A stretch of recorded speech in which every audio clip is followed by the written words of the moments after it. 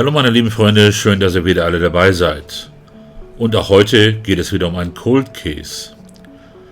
Offiziell gilt dieser Fall als ungeklärt, obwohl jemand verhaftet und verurteilt wurde. Aber diese Person wurde in einem erneuten Verfahren freigesprochen.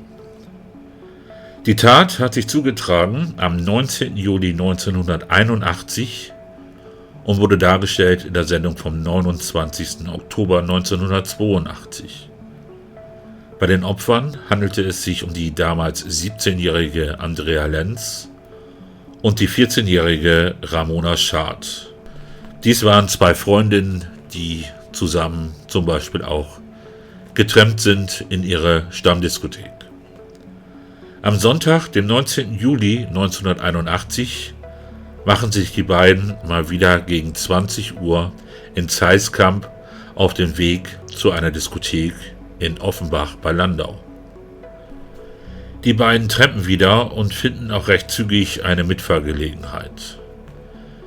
In der filmischen Darstellung dirigieren die beiden den Fahrer, der sie mitgenommen hat, durch eine Abkürzung über einen Weg mit einer kleinen Brücke, und daneben befindet sich ein unübersichtliches Gehölz, welches später noch eine entscheidende Rolle spielen wird. So wie es aussieht, haben sie dann immer, sofern die Leute nicht aus der Gegend kamen und diese Abkürzung kannten, haben sie denen wohl immer gezeigt, dass sie da lang fahren sollen. Die Jugendlichen dort in der Gegend fahren gern nach Offenbach, da es dort eine Diskothek mit dem Namen Europa gibt. Auch Andrea und Ramona verbringen dort recht häufig ihre Abende. Wie damals üblich bezahlte man an der Kasse und bekam einen Stempel als Nachweis, dass man den Eintritt gezahlt hatte, und konnte dann problemlos immer wieder raus und reingehen. Allerdings hat Ramona diesen Stempel nie bekommen, denn sie hatte eine Aversion gegen die Stempelfarbe. So wurde es auf jeden Fall filmisch dargestellt. Weiterhin wird in der Darstellung dann gezeigt, dass Ramona sich mit einer anderen Freundin dort unterhält, und sie erzählt, dass Andrea auf ihren Tramperfahrten immer ein Messer dabei hat, falls sie sich mal wehren muss.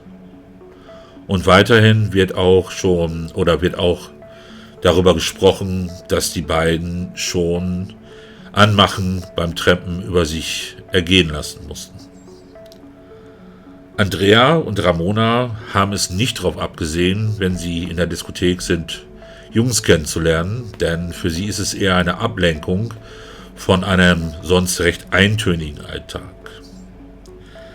Und an diesem Abend gibt es im ZDF einen Hitchcock-Film, und zwar Der unsichtbare Dritte. Und dieser Film hilft dann später, die unterschiedlichen Zeugenwahrnehmungen zeitlich zu fixieren. Ein Ehepaar wohnt nur wenige 100 Meter entfernt von der Diskothek in Offenbach und werden später wichtige Zeugen. Gegen 23:45 Uhr, so die Darstellung bei Aktenzeichen XY, beschließen Andrea und Ramona, die Diskothek dann zu verlassen und nach Hause zu fahren. Dies ist ziemlich genau die Uhrzeit, in der dann auch der Film im Fernsehen endet. In der Diskothek selber hat niemand genau mitbekommen, wann die beiden gegangen sind. Aber direkt nach Ende des Films, um 23:45 Uhr, ist das Ehepaar, welches nur wenige 100 Meter von der Disco entfernt wohnt, mit seinem Hund rausgegangen, da dieser Gassi musste.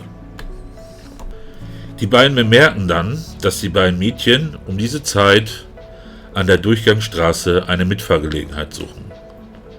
Und die beiden haben schnell Erfolg, denn nach deren Aussagen, also von dem Ehepaar, hält ein helles Auto mit Fließheck an. Die Marke kann der Ehemann nicht genau angeben, kann sich aber teilweise das Kennzeichen merken. Bei dem Fahrzeug hat man dann später vermutet, dass es dann ein VW Passat war. Die hatten damals solche Schräghecks. Ja, die gab die Schrägheck-Version, glaube ich, und dann die Kombi-Version. Das Kennzeichen begann mit GER für den Kreis Germersheim. Am nächsten Morgen entdeckt ein Passant am Gehölz nahe der Brücke, das ist dann diese beschriebene Abkürzung, ziemliche Veränderungen.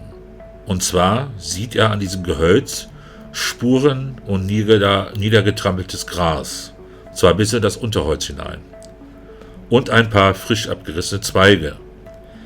Der Passant denkt, dass vielleicht jemand ein gestohlenes Fahrrad oder Mofa im Unterholz versteckt haben könnte, denn dies war dort schon öfter vorgekommen. Als er sich das näher anschaut, findet er aber die Leichen von Andrea und von Ramona. Sie wurden durch Erdrosselung und Messerstiche schwer verletzt und zum Schluss noch mit schweren Steinbrocken erschlagen. Die Spurenlage sprach dafür, dass der Kampf in dem Auto begann, sich am Wegesrand fortgesetzt hat und dann unter den Bäumen im Unterholz geendet hat. Bei dem Kampf haben beide Mädchen ihre Schuhe verloren. Ramonas Sandalen lagen aber beide am Tatort. Aber von Andrea fehlte ein weißer Mokassin. Und die Polizei vermutete, dass dieser Schuh sich noch im Auto des Täters oder der Täter befindet. Und 2 Tage später wird dieser Schuh von einer unbekannten Person am Leichenfundort abgelegt. Das war die filmische Darstellung des Falls. Jetzt kommen wir, was danach passiert ist. Und zwar gibt es da einen interessanten Artikel aus dem Spiegel, den habe ich euch auch einmal als Link angehängt. Und da heißt es, wenn der Maurermeister Hugo Kröper, 44, auf einer Baustelle die 3. Flasche Silvaner intus hatte, kam ihm gelegentlich das 2. Gesicht. Mal sah er, wie er sagt, seine geschiedene Ehefrau Hildegard beim Zwiebelschälen am Küchenherd, mal einen Nachbarn, den Fernfahrer Alois Schütz, auf Tour am Steuer. Als 1976 der Millionärssohn Richard Oetker entführt wurde, will Maurer Kröper aus Oettersheim bei Landau in seinem Tran plötzlich Scheine von Lösegeld vor seinen Augen gesehen haben. Als 1980 in Weingarten bei Karlsruhe die Schülerin Cornelia Becker verschwand, redete er tagelang von einem Baggersee, wo man suchen muss. Kröper hält sich für den besten Hellseher in der Südpfalz. Auch als am 20. Juli 1981 bei Landau 2 Mädchen, Andrea Lenz und Ramona Schad, ermordet in einem Gebüsch gefunden werden, war Kröper sofort im Bilde. Andern Tags meldete er sich mit Tipps bei der Polizei. Doch dass er diesmal so gut Bescheid wusste, hatte nach Meinung der Staatsanwaltschaft nichts mit Übersinnlichem zu tun. Und sie hält den vermeintlichen Hellseher für den Mörder. Seit Anfang Mai müht sich die Schwurgerichtskammer des Landgerichts Landau, den Kriminalfall aufzuhellen.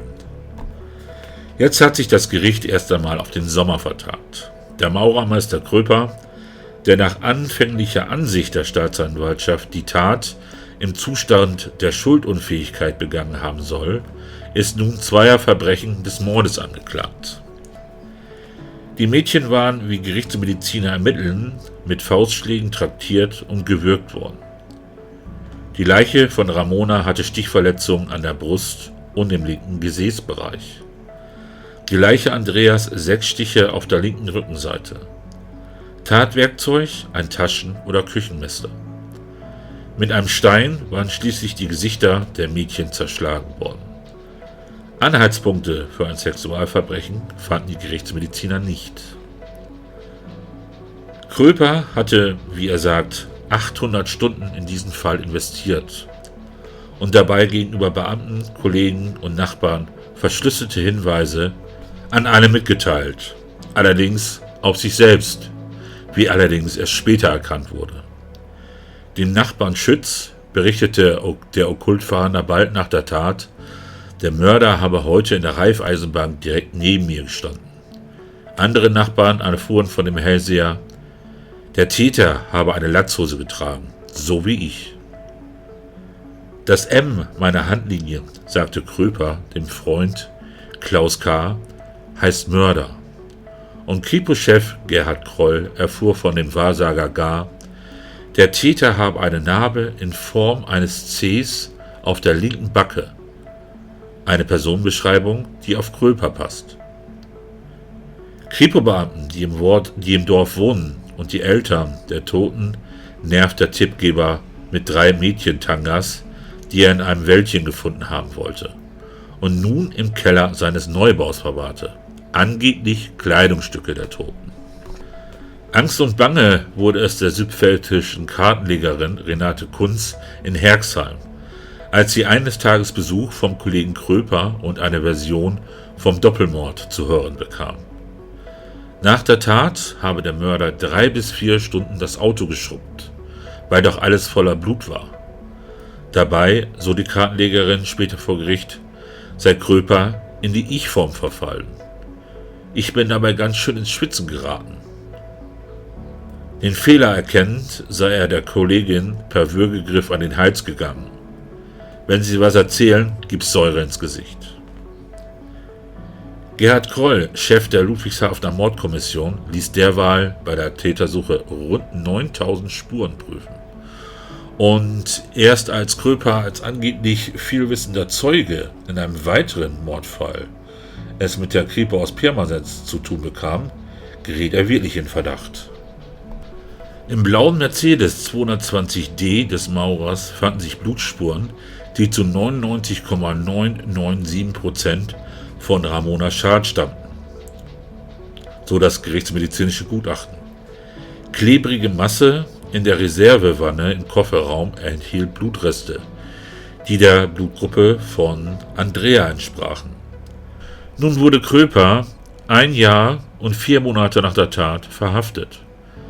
In der Vollzugsanstalt Frankenthal soll er einen dort ebenfalls einsitzenden Therapeuten, so wie dieser berichtet hat, den Doppelmord gestanden haben. Danach hatte Kröper die Mädchen auf dem Heimweg von einer Diskothek aufgelesen. Von der Älteren will er früher gelegentlich Liebesdienste gegen Geld erkauft haben. Also Andrea meint er damit. Vor Gericht bezichtigt Kröper den Therapeuten und andere Zeugen, die ihn belasten, des Meineids. Kröper baut auf die Aussagen der Eheleute Mathilde und Waldemar Zentner, die in der Tatnacht nach dem Hitchcock-Film Der unsichtbare Dritter um 23:50 Uhr mit dem Hund vors Haus gegangen waren. Denn das Ehepaar bleibt dabei, dass die Mädchen nahe der Diskothek Europa in einen beige-grauen VW Passat mit Fließheck, nicht aber in einen blauen Mercedes gestiegen seien, wie ihn Kröper besaß. Dass die beiden Zeugen keine andere Mädchen gemeint haben können, bezeugten andere Jugendliche, die in der Diskothek zusammen mit Ramona und Andrea aufgebrochen waren.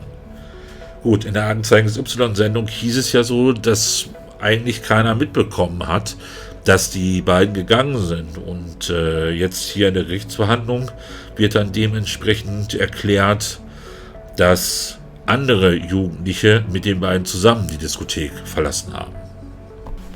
Und darauf gestützt präsentierte der Angeklagte wieder eine Vision. Danach handelte es sich um 3 Täter und um einen Verkehrsunfall, der mit dem Mord zusammenhängt. Ich sehe den Fahrer des hellen Wagens heute noch über die Straße kriechen.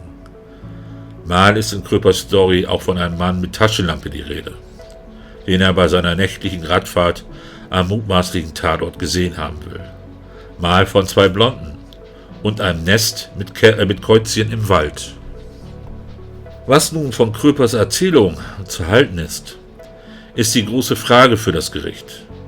2 Gutachten widersprechen einander. Während der Psychiater Rainer Lute den Beschuldigten aufgrund einer chronischen Manie für psychisch schwer krank und damit für schuldunfähig erklärt, hält ihn der Kollege Paul Bresser für zurechnungsfähig. So, das war dann jetzt mal ein Auszug, was da so bei der Gerichtsverhandlung abgegangen ist. Er wurde dann wegen Totschlags zu 11 Jahren und 3 Monaten Haft und dann nach Absitzen seiner Strafe zu einer Unterbringung in einer psychiatrischen Einrichtung verurteilt. In der Urteilsbegründung attestierte ihm das Gericht eine große seelische Abartigkeit. Dieses Urteil wurde im Juli 1984 gesprochen. Allerdings gab es dann im März 1960 ein neues Verfahren und der offensichtliche Täter wurde dann freigesprochen. Und der Fall ist weiterhin ungeklärt. So, und wenn ich so am Recherchieren bin, nehme ich ja immer sehr viele Quellen. Und da hatte ich mir dann auch mal von dem Ralf Döbele, der ja in Hallo Deutschland immer über solche Fälle aus Aktenzeichen XY-Sendungen berichtet, habe ich mir dann auch dementsprechend mir das mal angeschaut, was er denn eben zu der Lösung des Falls sagt. Und das wurde ausgestrahlt 2020, also vor 2 Jahren. Und er wusste anscheinend nichts darüber, dass hier diese Verurteilung des Täters wieder aufgehoben wurde. Denn er sprach davon, dass der Fall gelöst wurde und dass der Täter eben zu diesen 11 Jahren und 3 Monaten unter Unterbringung in der Psychiatrie verurteilt wurde. Dass dieses Urteil wieder aufgehoben wurde, davon hat er nichts erwähnt. Aber das nur nebenbei. Ihr könnt also sicher sein, dass ich sehr sauber und sehr genau recherchiere, wenn ich euch so ein Video präsentiere. So, und wie ging es dann weiter? Also, wenn ich das jetzt alles richtig vernommen habe, hat dann 1993 eine neue Staatsanwältin sich diesen Fall nochmal vorgenommen. Und da stand dann unter anderem, oder wie soll ich sagen, da kam dann noch eine andere Person unter Verdacht. Und zwar Kurt Werner Wichmann. Das ist der Göhrde-Mörder. Allerdings konnte diese Spur dann jetzt nicht genau oder nicht konkret erhärtet werden. Ich habe dazu nochmal einen kleinen Auszug aus Wikipedia. Möglicherweise ging nach Einschätzung der Polizei, die ein Bewegungsprofil Wichmanns erstellte, auch Mordfälle in anderen Gegenden auf sein Konto. So hielt Wichmann sich nach seiner ersten Haftentlassung 1975 3 Jahre lang in Karlsruhe auf, wo er bei einer älteren Frau lebte, die er durch eine Kontaktanzeige während der Haft kennengelernt hatte. In dieser Zeit fallen im Raum Karlsruhe mehrere ungeklärte Morde an Anhalterinnen auf. Wichmann war sehr mobil und besaß zeitweise 5 Autos. 2018 ging die Polizeidirektion Lüneburg von bundesweit knapp 100 unaufgeklärten Mordfällen aus, die mit Wichmann in Verbindung stehen könnten.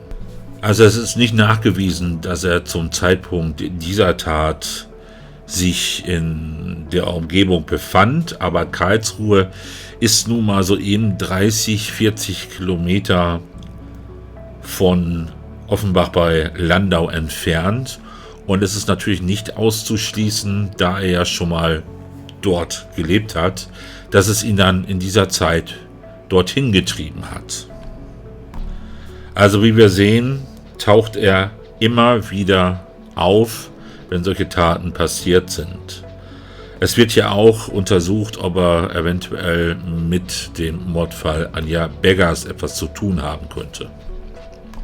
In der zweiten Verhandlung, in der der Kröper dann praktisch freigesprochen wurde, wurde aber auch gesagt, dass trotzdem weiterhin erhebliche Zweifel an seiner Unschuld bestehen. Es gibt Begründungen, warum er freigesprochen wurde, aber dies Ganze jetzt aufzuführen, wäre jetzt, sage ich mal, ein bisschen zu ausschweifend. Allerdings gibt es zu diesem Fall einen sehr guten 3-teiligen Podcast und den werde ich euch hier auch nochmal verlinken. Also die beiden, die diesen Podcast gesprochen bzw. erstellt haben, haben auch Unterlagen in die ganzen Gerichtsunterlagen bzw. auch noch auf sämtliche Zeitungsartikel gehabt, weil zumindest einer bei dieser Zeitung dann beschäftigt ist. Also ich habe jetzt erstmal einen groben Überblick über den Fall gemacht, bin auch in ein paar Details reingegangen, aber in diesem Podcast können ihr noch einige interessante Informationen erfahren. Ich glaube nicht mehr, dass dieser Fall aufgeklärt wird, weil beide Verdächtige, dieser Kröper und eben auch Wiechmann, also der Göhrde-Mörder, mittlerweile tot sind. Das war wieder einmal einer der vielen Anhaltermorde, die es in den 70er und 80er Jahren gegeben hat. Und diese Fälle greife ich halt auch immer wieder mal auf und stelle sie euch dar. Allerdings denke ich mir mal, dass dieser Kröper der Täter war. Es gibt zu viele Indizien meiner Meinung nach, die dafür sprechen. Und dass die Zeugen sich jetzt mit dem Auto vertan haben, das kann schon mal passieren. Oder das haben wir ja des Öfteren. Und wenn man dann einfach wirklich mal zurückdenkt, Anfang der 80er, Ende der 70er, wenn dann man sagt weiß, hellbeige und das verwechselt mit einem hellblauen Auto, da kommt es, glaube ich, auch ganz stark auf die entsprechende Beleuchtung an. Sondern es gab nämlich auch solche hellblauen Farben, die man durchaus bei entsprechender Beleuchtung oder bei entsprechender Dunkelheit für eine wesentlich hellere Farbe halten kann. So, das war es erst einmal von meiner Seite aus zu diesem Fall. Vielleicht kommt ja irgendjemand aus der Gegend und kann noch ein bisschen was dazu beitragen. Ansonsten bedanke ich mich auf jeden Fall erstmal fürs Zuhören oder fürs Zuschauen, je nachdem wie ihr meinen Content konsumiert. Passt auf euch auf und bis zum nächsten Video. Tschüss!